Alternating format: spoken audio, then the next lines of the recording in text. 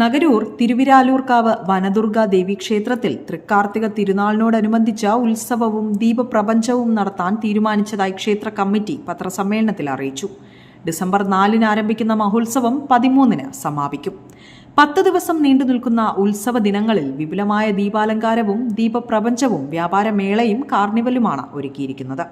എല്ലാ വർഷങ്ങളിലും നമ്മൾ 4 ദിവസമാണ് ഉത്സവം നടത്തിക്കൊണ്ടിരുന്നത്. അതായത് പരിപാടി 4 ദിവസങ്ങളിലും അശ്വതി, ഭരണി, കാർത്തിക ഈ 3 ദിവസങ്ങളിലാണ് നമ്മൾ പ്രാധാന്യം കൊടുത്തുകൊണ്ടിരുന്നത്.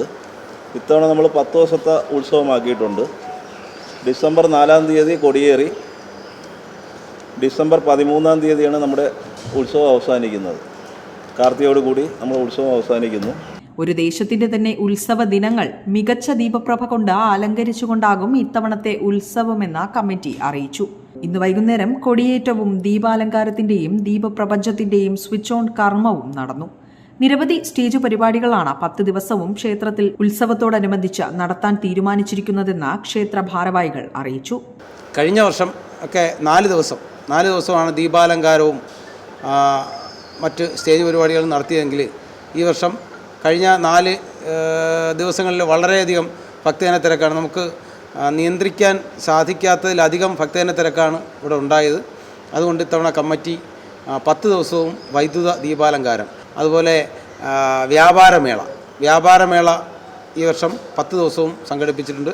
കാർഷികമേള, വ്യാപാരമേള, കാർണിവൽ, അമ്യൂസ്മെൻറ്റുകൾ, വൈദ്യുത ദീപാലങ്കാരം എന്ന് തുടങ്ങി ഇവിടെ എത്തുന്ന ഭക്തജനങ്ങൾക്ക് ക്ഷേത്ര ദർശനത്തോടൊപ്പം വൈകുന്നേരം ഇവിടെ എത്തുന്ന ആൾക്കാർക്ക് എല്ലാ തരത്തിലുള്ള എൻ്റർടൈൻമെൻറ്റിനുള്ള സൗകര്യങ്ങളും ക്ഷേത്ര കമ്മിറ്റി ഈ വർഷം ഒരുക്കിയിട്ടുണ്ട്.